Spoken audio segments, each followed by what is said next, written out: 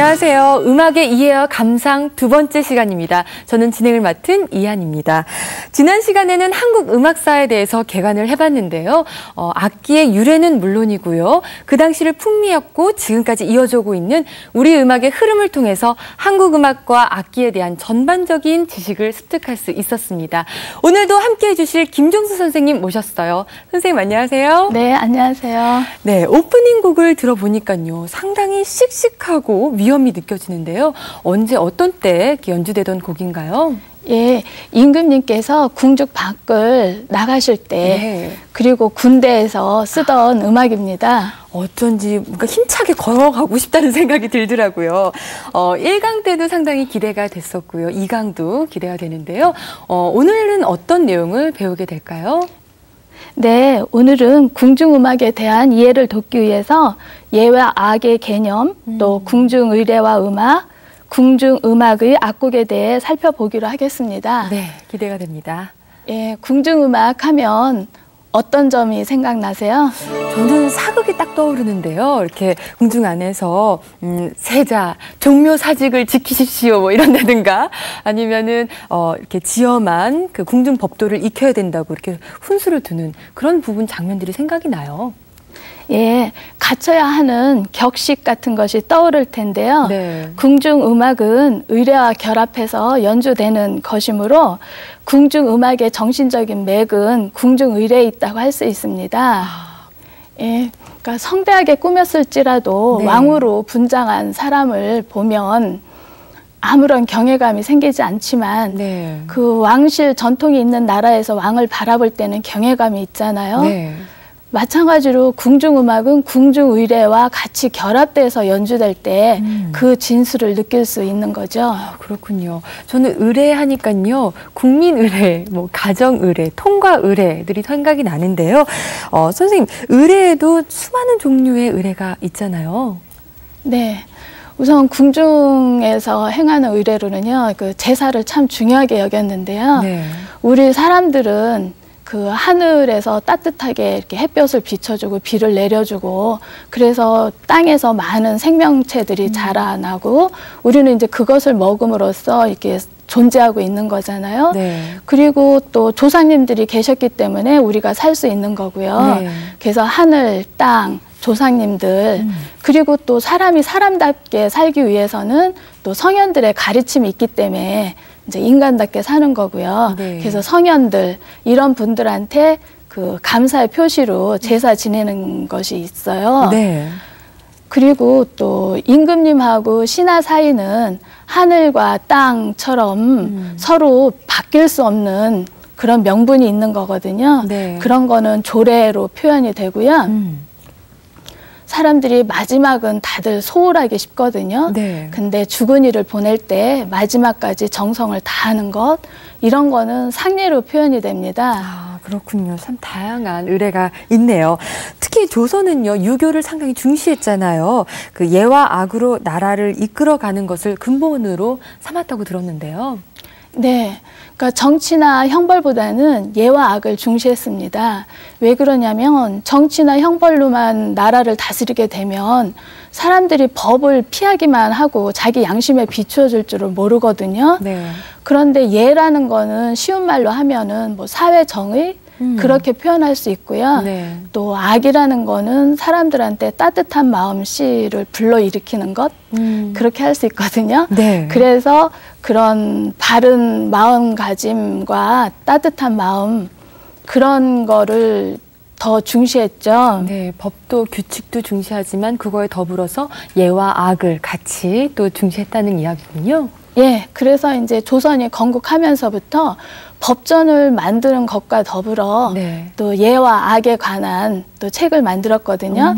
그래서 그것이 그 국조의례라는 책으로 나와 네. 있습니다. 국조의례의. 네. 네, 국조의례에는 대부분 다 음악이 수반되어 있어요. 네.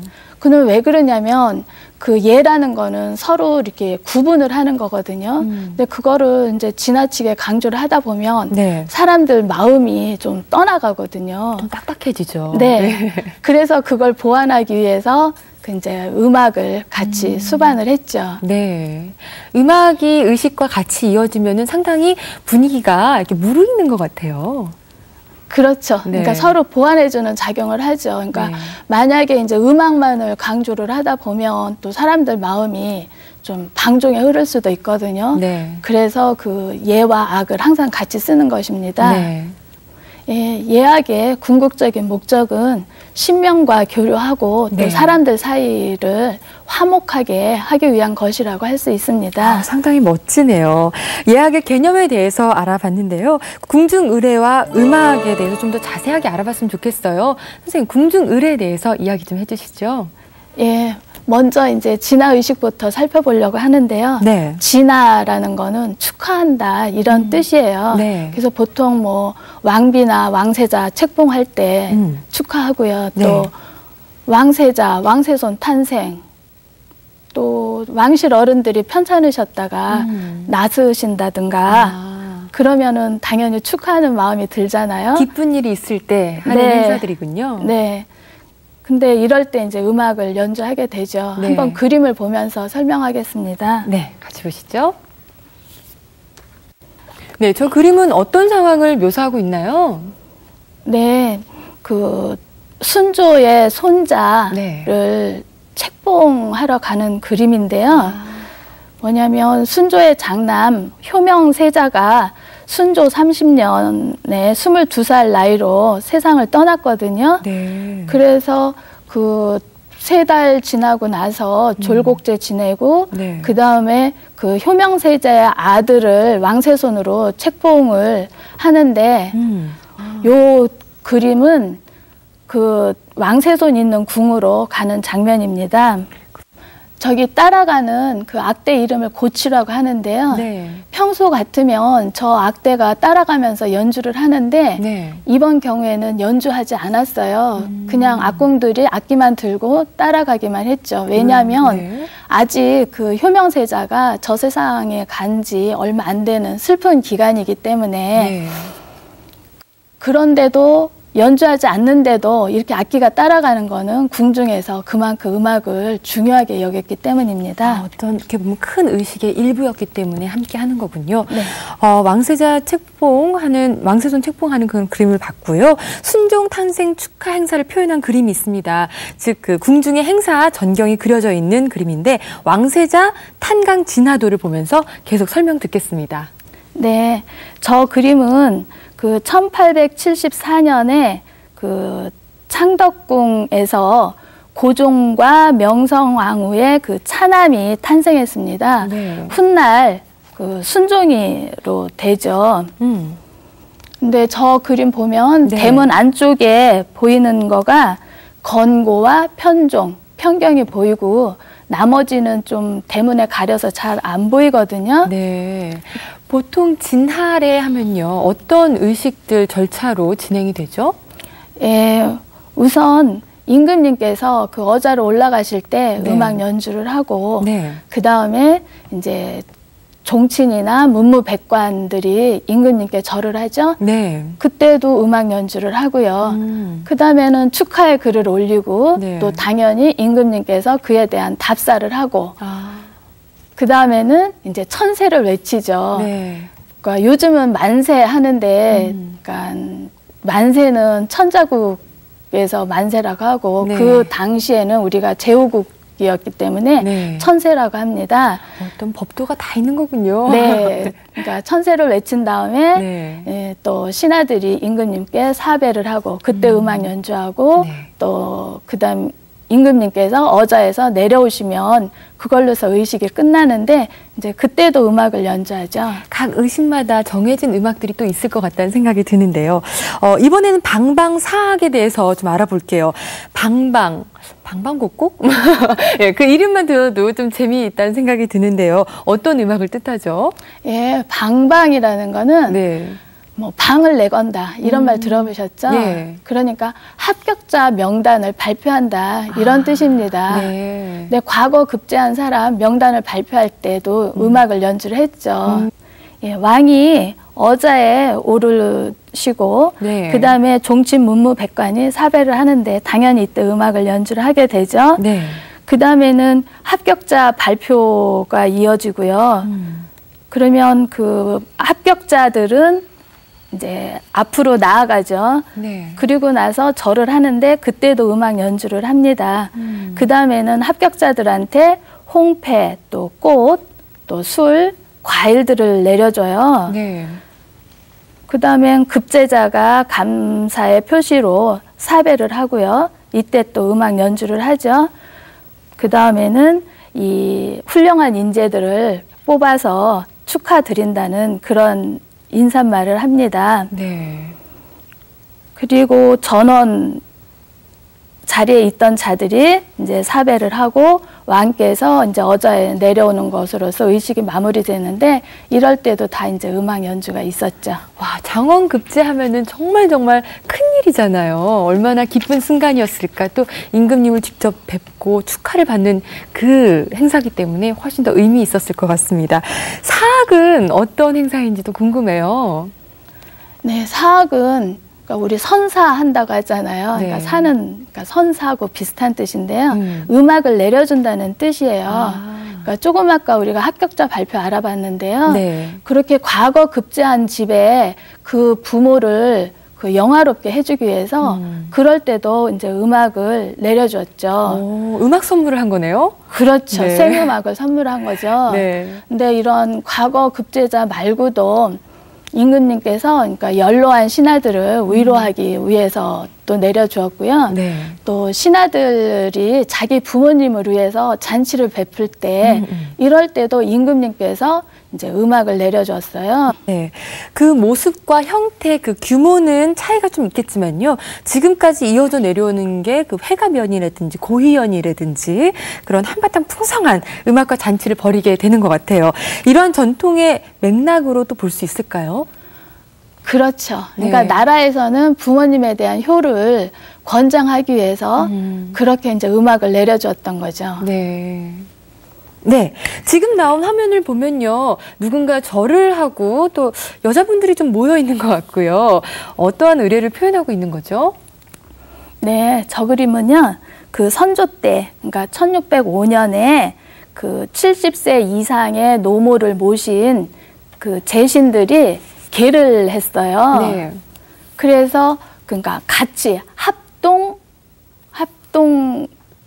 합동잔치? 그렇죠. 네. 합동잔치를 벌인 거죠. 네. 그런데 이때도 나라에서 이렇게 악공 또 여기들을 내려 보내주었죠. 네. 그 장면을 보면 한 명이 이렇게 노모한테 절을 하고 있고 네. 또 두 명은 가야금 연주에 맞춰서 춤을 추고 있네요. 네, 그러네요. 예, 그러니까 직접 자기 어머니께 이제 기쁘게 해드리기 위해서 그 아들이 춤을 추는 거예요. 재롱을 부리고 있는 거네요. 그렇죠. 네. 또 그 옆에 있는 그림은 악공의 연주에 맞춰가지고 네. 무동이 춤을 추고 있네요. 아, 그렇군요. 네, 중요한 거는 이런 악공이나 역이나 무동들이 네. 궁중 소속인데 네. 이렇게 민간 잔치에 이렇게 참여했다는 거죠. 네. 사람들이 좀 착각을 많이 하죠. 궁중음악은 왕실 안에서만 연주됐다고요. 네. 어떻게 보면 그 음악과 악공들의 그 기량을 두루두루 같이 나누고 즐겼다는 이야기가 되겠네요. 네. 네. 선생님, 이 그림은 또 어떤 의례를 기록하고 있는 그림이죠?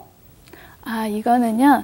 그러니까 숙종 45년이 숙종께서 59세 되던 해였거든요. 네. 그래서 기로소란 곳에 들어가요. 그래서 그걸 기념해서 임금님께서 그 나이 많은 신하들한테 잔치를 베풀어 주었어요. 네. 근데 이 그림은 그 임금님께서 베풀어 주신 잔치가 끝난 뒤에 네. 뒤풀이 잔치라고 할 수 있어요. 그러니까 임금님은 참석하지 않고 네. 그 기로신들끼리 모여서 좀 마음 편한 자리죠. 아무래도 임금님께서 계시면 조금 어렵잖아요. 그렇죠. 회사에서도 왜 사장님이 딱 버티고 있으면 그 회식 자리가 좀 딱딱하잖아요. 네, 똑같아요. 네. 옛날도. 네. 이 그림을 보면요. 이게 춤을 추는 듯한 그런 모습들이 참 많이 나오거든요. 네.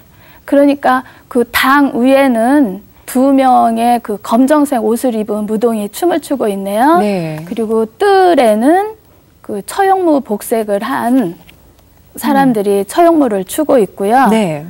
나머지 이렇게 서 있는 사람들은 8명이 있는데 그 사람들은 춤추려고 기다리고 있는 무동들입니다. 이 처용 가면을 쓰고 추는 처용무에 대해서 이야기 좀 해주세요. 네, 이거는 삼국유사에 나오는데요. 그 신라 49대 헌강왕 때 그 처용이 바깥에 나갔다가 놀고서 집에 들어왔는데 방문을 열어보니까 그 발이 4개가 보이더래요. 그래서 그것을 보고 문을 닫고 나와서 달 밝은 밤에 놀다 들어와 보니까 그 발이 4시더라. 둘은 내 아내 것인데 둘은 누구 것인가. 그러면서 춤을 추면서 노래를 했대요. 그랬더니 그때 같이 누워있던 사람 누구냐면 역신인데 그 처용의 부인이 아름답기 때문에 이제 혹한 마음에 사람으로 변신을 해가지고 그 아내하고 누워 있었거든요. 근데 처용이 바깥에 가서 그렇게 춤을 추는 그런 넓은 도량을 보고 이제 잘못했다고 앞으로 그 처용의 그러니까 당신의 모습이 그려져 있는 거를 보면 내가 피해 다니겠다고 그랬대요. 그래서 그 역신들을 쫓기 위해서 처용의 탈을 대문에다 이렇게 걸어놓기도 하고 또 이 처용의 형상들을 많이 응용하는 것 같아요. 그러니까 실제로 한번 보면 확실히 알 수 있겠죠? 네.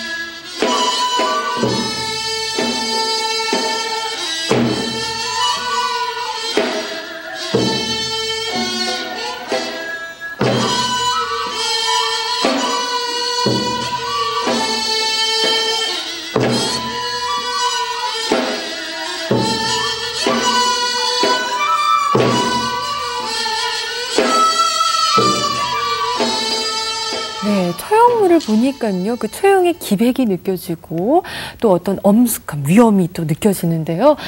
이런 스토리를 공유할 수 있었기 때문에 보고 또 즐길 수 있는 것 같아요. 다음은 영양에 대해서 알아볼 차례인데요, 선생님. 그림을 보면서 또 이야기를 좀 나눠볼까요? 영양과는 상관이 없을 것 같은데 쌀을 나눠주는 그림을 준비하셨네요. 네, 영양의 본질에 대해 알아보고 싶어서 저 그림을 준비했습니다. 네. 저거는 바로 여기 창경궁 그 홍화문 앞에서 쌀을 나눠주는 그림이에요.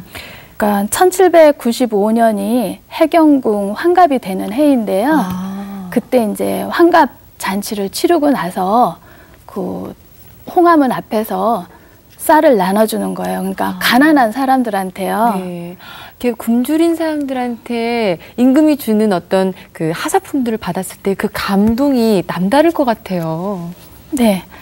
그러니까 그때 당시 기록이 원행을묘 정류의계라는 데에 나와 있는데 그 이제 나눠준 쌀을 상자에 담아서 이기도 하고 자루에 담아서 등에 지고 갔는데 노래하고 춤추면서 갔을 거 아니에요? 그쵸. 근데 그 소리가 우레소리 같았다. 그렇게 돼 있어요. 야, 큰 잔치라서 또 많이 이렇게 베풀고 나눠 먹을 수 있는 거군요. 네. 이렇게 궁중 잔치가 있을 때요. 그 잔치가 끝나고 난 후에 백성들에게 이렇게 뭔가를 나눠주는 게 일반적인 현상이었나요? 네. 그러니까 조선 후기에는 잔치 끝나고 나면 항상 이렇게 백성들한테 은혜 베푸는 일이 있었어요. 그러니까 가난한 사람들한테 쌀을 나눠주기도 하고 또 나이 많은 집에 쌀이나 아니면 술, 음식들을 내려줬죠.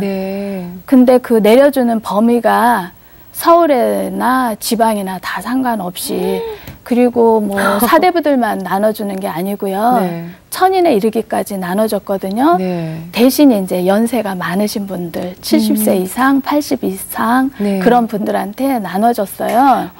갑자기 집들이가 생각이 나는데요. 집들이 할 때 보면은 이렇게 직장 동료들 따로 하고 그 가족들끼리 또 따로 하잖아요. 그 궁중 연양은 어땠는지 궁금해요. 예, 궁중 연양도 마찬가지예요. 그러니까 임금님이 그 신하들하고 정치하는 사람들이 있는가 하면 네. 또 왕실에도 이제 친척이 있잖아요. 네. 그래서 잔치를 이제 나눠서 하죠. 그러니까 정치를 행하는 군신 간의 잔치, 이거를 외연이라고 하고요. 네. 왕실 친인척들이 참석하는 잔치는 내연이라고 합니다. 네. 순조 29년에 네. 순조 보령이 40세 되는 해이자 또 즉위 30년이 되는 해였거든요. 네. 그럼 이때 베푼 잔치를 예를 들어서 설명해 보겠습니다. 네. 저기 나와 있는 그림은 창경궁 명정전에서 베푼 잔치인데요. 네. 여기 참석한 사람들은 왕, 왕세자, 종친, 문무백관이 참석했어요. 네. 그러니까 외연이라고 할 수 있죠. 악공이 연주를 하고 네. 무동이 춤을 추고 있습니다. 네. 정치를 이끌어가는 임금과 신하가 참석하는 연양이기 때문에 네. 그 모범을 보이고자 이제 여기를 안 쓴 거죠. 그럼 직접 무동이 공연하는 것을 보겠습니다. 네.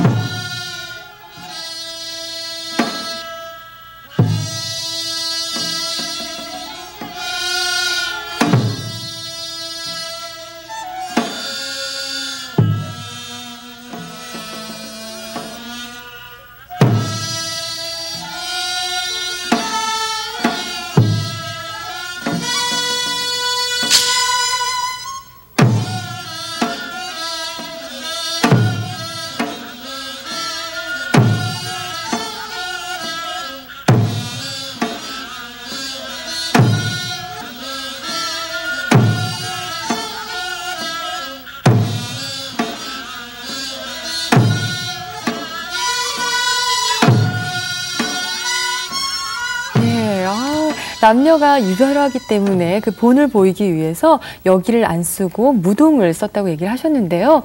꼬마 아이들의 그 춤 사이가요. 너무너무 귀여워요. 네. 무동은 여기를 대신해서 추는 거거든요. 네. 그러니까 남자 티가 나면 안 되는 거예요. 그러니까 2차 성징이 나타나기 전에 네. 꼬마 아이들이 무동으로 활동하죠. 귀여워라. 네, 외연 설명을 들었는데요. 내연은 어땠는지도 궁금해요. 네, 그러면 다음 그림 볼까요? 네. 저거는 창경궁 자경전에서 베푼 건데요. 이때 참석한 사람들은 왕, 왕세자, 세자빈, 또 명부, 종친, 의빈, 척신들이 참석을 했어요. 네. 의빈은 누구냐면 그 혼인을 해서 왕실과 친척이 된 사람들, 그러니까 사위 같은 거죠. 네. 척신은 외척이고요. 네. 그러니까 이렇게 이제 왕실 친척들이 참석한 거니까 내연이라고 할 수 있죠. 가족끼리 행사군요. 네. 근데 저기를 보면 악공 앞에 무언가 커튼 같은 게 치어 있죠. 네. 그리고 춤추는 사람은 여기고요. 네. 그러니까 이날은 세자빈이라든가 명부 등 이렇게 여성이 참석을 하니까 네. 악공들 앞에 그 커튼 같은 걸 누리 띄어가지고 내외를 하는 거예요. 이 세상에. 그렇게 철저하게 막았군요. 네. 여기가 공연하는 학연화대 처용모 합서를 실제로 한번 감상해 보겠습니다. 네.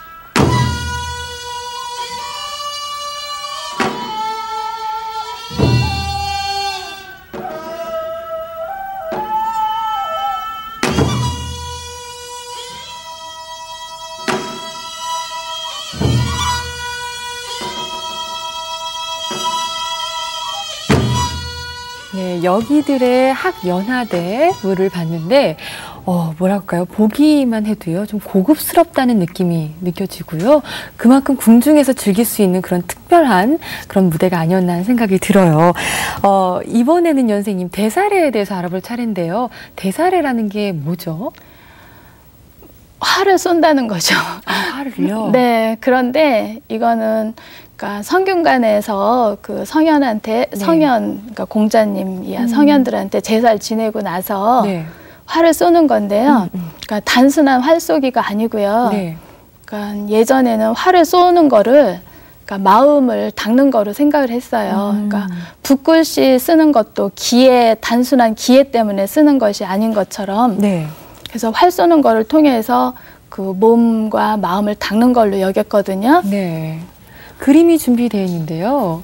보면서 이야기를 더 나눌까요? 네, 저기에 보면 악궁들이 보이죠? 네. 그래서 활 쏘는 거를 단순한 기회로 생각한 게 아니기 때문에 네. 여기 임금님께서 어자에 오르시거나 또 신하들이 절할 때, 그리고 임금과 신하가 활을 쏠 때, 이럴 때 이제 음악을 연주했습니다. 아, 음악이 빠지는 행사가 없는 것 같아요. 네, 그러니까 항상 의례에는 음악이 수반되었습니다. 그렇군요. 저는 가장 인상 깊은 의례 중에 하나가 상례라는 생각이 들거든요. 인생을 살면서 가장 마지막을 잘 정리해야 된다고 하잖아요. 옛 그 조상들의 상례는 어땠는지 궁금해요. 네, 임금님이 승하하면 그 5달 동안 빈전에 안치하였다가 네. 이제 그 뒤에 장례를 지내거든요.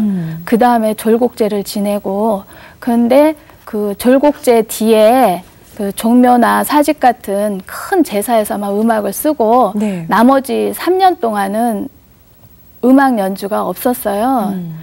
그럼 정조 때 그 국장 도감 의계를 보고 설명드리겠습니다. 네. 저거는 정조가 승하하고 나서 5달 뒤에 그 능소가 있는 화성으로 가는 행차인데요. 저기에도 보면 악대들이 따라가고 있어요. 네. 물론 음악 연주는 하지 않죠. 네. 그러니까 그만큼 이제 여기서도 이제 음악을 중시했기 때문에 그 상중 행렬인데도 따라가고 있는 것입니다. 그렇군요. 네, 지금까지 궁중 의례와 음악에 대해서 설명 들었는데요. 음악을 그만큼 중요시했던 것 같아요. 지금부터는 궁중 음악의 악곡에 대해서 살펴보겠습니다. 가장 먼저 종묘 제례악에 대해서 설명 들을게요. 네, 종묘는 그 역대 왕과 왕비를 모신 사당입니다. 네. 네, 지금 현재 또 연주되고 있는데요. 정대업 보태평이란 음악인데 이건 네. 세종대왕 때 작곡됐던 거거든요. 네, 이때는 그 연양에 쓰려고 만들었었어요. 네. 근데 세조 때 와서 이렇게 멋있는 음악을 연양에만 쓰는 거는 좀 너무 안타깝다. 그래서 이제 종묘에도 쓰게 된 거죠. 그런데 참 재미난 게 있어요. 네. 그러니까 연양에서 쓸 때는 정대업 보태평이 그 악조가 그 임종조, 남녀조이었는데 제사 때 쓰면서는 황종조로 바뀌었거든요. 네. 그건 왜 그렇죠? 네, 그거는 이제 임종은 서양 음악으로 말하면 G라고 할 수가 있고요. 네. 남녀는 A, 황종은 E라고 할 수가 있거든요. 네. 이렇게 이제 악조가 바뀐 거는 동양에서는 그 음을 갖다가 서양과 달리 자연의 조화하고 일치를 시켰어요. 네. 네, 보태평이라는 거는 문덕을 찬양한 거거든요. 네. 근데 이때 쓴 악조는 임종조예요. 그건 바로 6월의 악조거든요. 네. 6월에는 모든 초목들이 무성하게 자라나잖아요. 그렇죠. 생명력이 있는 때죠. 네. 근데 문덕을 펼치면 사람들이 기가 이제 확 살아나거든요. 그래서 그거를 연상해서 네. 임종조를 쓴 거예요. 6월달 악조. 네. 반면에 이제 정대합이라는 거는 무공을 찬미한 건데 네. 8월달 악조인 남녀조를 써요. 음력 8월 하면 뭐가 생각나요? 음력 8월 하면은 곡식이 익어가고요. 또 단풍이 들고요. 네. 네. 근데 단풍이 든다는 거는 우리가 보면 참 예쁘지만 네. 생명력이 이렇게 사라져 가는 거거든요. 그렇죠. 네. 기가 새하는 때죠. 그렇죠. 근데 그 정대합이라는 악곡에 남녀조를 쓰는 거는 네. 그러니까 그 무공이라는 거는 잘못이 있을 때 가차없이 이렇게 탁 자르는 거잖아요. 네. 그래서 그 8월달 악조를 쓰는 거예요. 아. 근데 이게 이제 제사 때 오면서 황종조를 쓰게 된 거는 우리 어렸을 때 이렇게 누워서 자다 보면 이렇게 어떻게 자면 할머니들이 혼내키거든요. 왜 북쪽에다 머리 두고 자냐고. 네, 맞아요. 네. 네. 그럼 왜 그러냐면 사람들이 죽으면 북쪽에다 머리를 둔대요. 이렇게 네, 묻을 방향을. 때. 네. 예, 그러니까 죽으면 돌아가는 곳이 북쪽이거든요. 그러니까 이제 상사 소리에서도 그 뭐 북망상천 이런 말이 나오잖아요. 네. 근데 황종조면 그것이 11월 달 악조고 11월이면 한겨울이잖아요. 네. 그게 바로 정북쪽을 가리키는 거거든요. 그러니까 돌아가신 그 조상님을 불러내오려면 네. 지금 북쪽으로 돌아간 그 귀신을 불러 나와야 되잖아요. 그러니까 이렇게 동양은 서양하고 좀 음에 대한 개념이 달랐어요. 하나하나의 철학이 담겨 있는 것 같아요. 네, 그러면 직접 네. 한번 종묘제례악 들어볼까 봐요. 네. 지금 나올 거는 첫 번째 술잔을 올리는 초원예에 쓰는 음악입니다. 네, 함께 들어보시죠.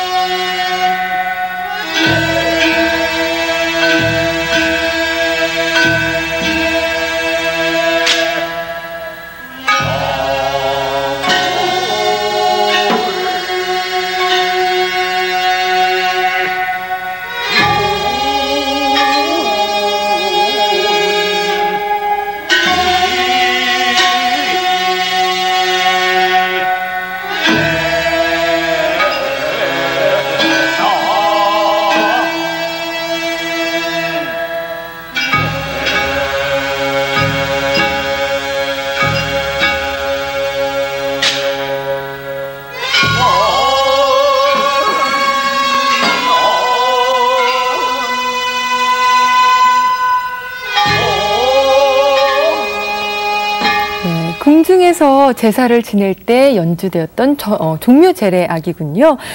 종묘제례악에 이어서 정읍이라는 곡도 궁중 음악의 어떤 대표할 만한 곡이잖아요.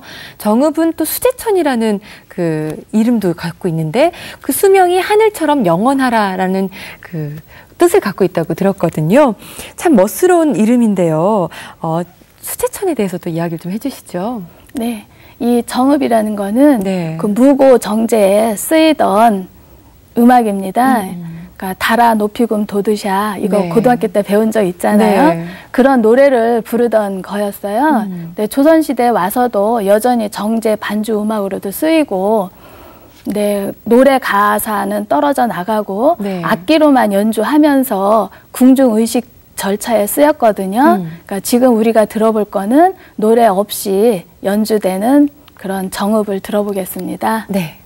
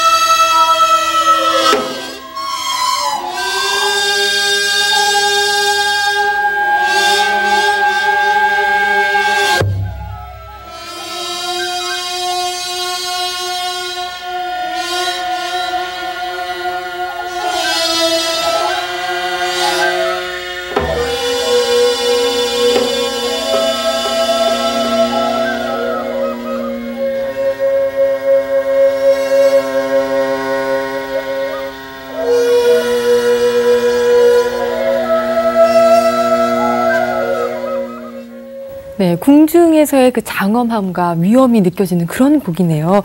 정읍, 또 다른 이름으로 수제천 들어보셨습니다.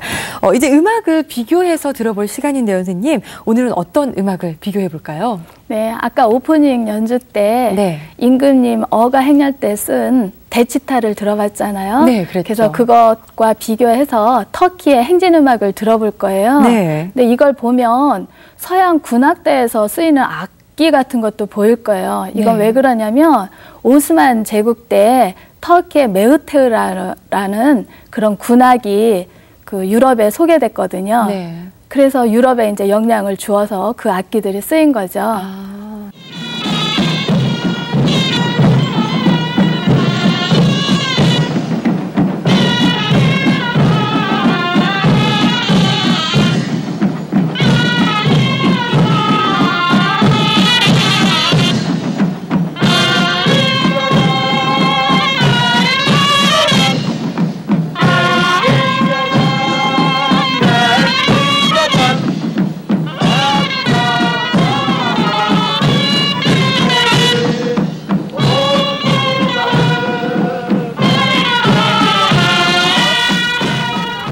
네, 음악의 템포가 우리 대치타보다는 조금 빠른 듯 하지만요. 상당히 비슷한 악기들이 보였거든요. 다음은 또 어떤 곡을 비교해서 들을지 궁금해요, 선생님.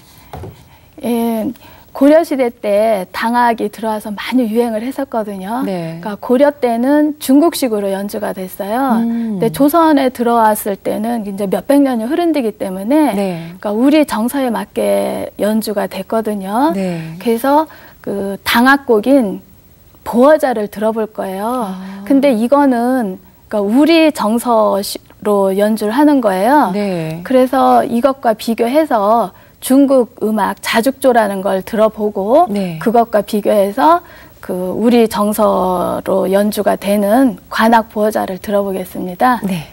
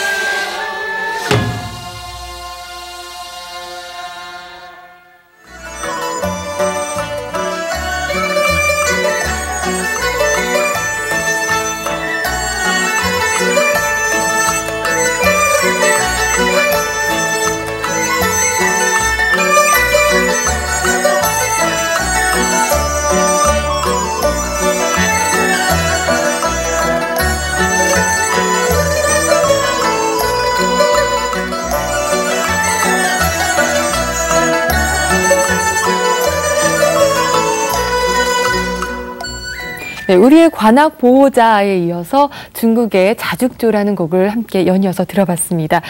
우리화했다는 게 확실하게 느껴지는 그런 비교 감상이었어요.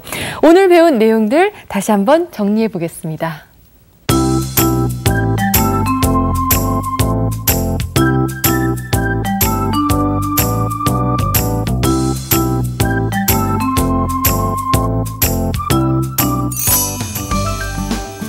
유교를 통치 이념으로 택한 조선에서는 예학에 의한 덕화를 정치의 이상향으로 삼았다. 따라서 궁중 의례에는 항상 음악이 수반되었다. 동양은 서양과는 달리 12유를 단순히 음고로만 본 것이 아니라 음양 및 우주의 운행 질서와 연관지었고 악조에도 영향을 끼쳤다. 궁중에서 음악을 중요시한 것은 귀와 눈의 욕구를 채우려는 것이 아니라 화평한 마음을 기르기 위한 수양의 의미였다.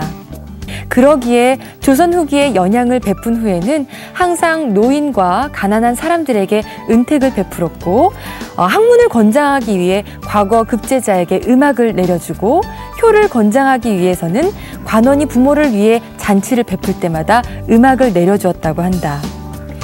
음악과 함께 항상 예를 갖춰온 우리 선조들의 지혜와 어진 마음가짐을 이 시대의 음악인들도 다시 되새기길 바라본다. 네, 오늘은 궁중의례와 궁중음악에 대해서 알아봤습니다. 이 기록화로 남겨진 그림들이 풍부해서 한층 더 쉽고 다가가기 편하지 않았나 하는 생각이 들어요. 종종 드라마 사극 속에서도 보면 이런 연향 장면들이라든지 또 재래 장면들 많이 보잖아요. 그때 여러분의 느낌이 남다르지 않을까 하는 생각을 해봤습니다. 김정수 선생님도 오늘 열띤 강의 너무너무 감사드리고요. 마지막 정리 말씀 부탁드릴게요. 예. 조선시대는 예와 악을 중시했는데요. 네. 사회 정의, 따뜻한 마음 이렇게 쉽게 풀이할 수 있어요. 네. 그러니까 현대에도 그런 의미를 다시 새겨봤으면 좋겠습니다. 네, 음악이 함께 화합할 수 있고 또 나눌 수 있다는 것을 다시 한번 느낄 수 있는 강의였습니다. 선생님, 오늘 강의 너무너무 감사합니다. 여기서 마치겠습니다. 여러분, 안녕히 계세요.